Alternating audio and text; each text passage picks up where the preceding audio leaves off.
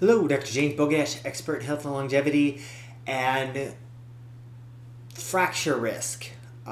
Certainly as we get older, nothing can affect your ability to function or live as much as a fracture.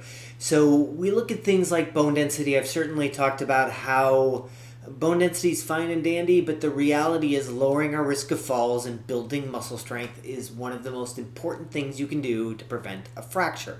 It's not medication, especially the fancier medications, the expensive medications. It is mobility and balance and lowering your risk of falls.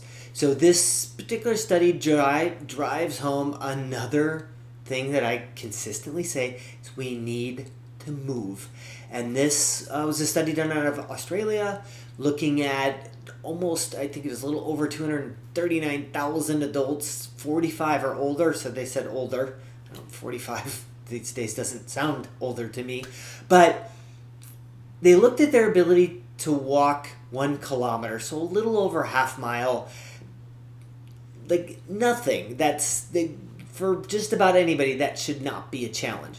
But they asked them how difficult it was to walk. Like, would they describe it like a little bit of difficulty, a lot of difficulty in walking that? And so they determined that those people who stated that they had a lot of difficulty walking a little over half mile had double the risk of fracture over the 5 years of the study.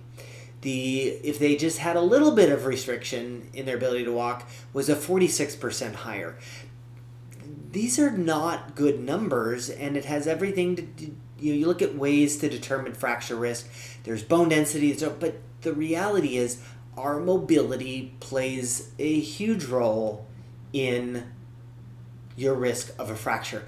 A couple things that surprised the researchers in here is that of this group of 239,000 people, of the people that suffered fractures in the 5 years of the study, 60% of those were associated with walking limits. So a huge chunk of these fractures happened in people who have walking limits.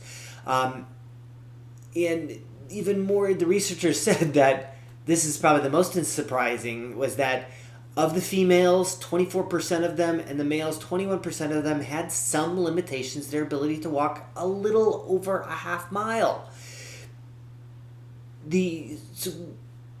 Certainly you could say, well, of course, somebody who has limitations is more likely to fall. Balance issues totally makes sense. But this all wraps up in your ability to stay active and to move. The worst thing we can do is not move, not work on lower extremity and body strength in general, and just slowly lose our mobility, and then our risk of fracture goes up even when we're not walking. Because you figure those people with greater limitations are probably not walking as much, and yet they encompass most of the risks of having a fracture. So that all kind of not a big surprise, but it just reinforces the fact that we need to move.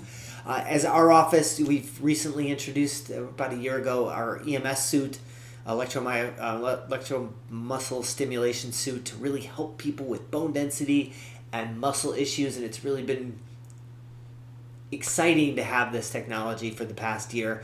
But we need to move. If you're not moving, you need to find some way to start moving more, unless you want the tail end of your years to be not what you expect it to be. We want to stay vibrant, live as healthy as we can for as long as we want, or as long as we can. As always, I'll post a link to this particular study in the description. Make sure you like this video, share it with somebody who you think needs the information, and subscribe to the channel.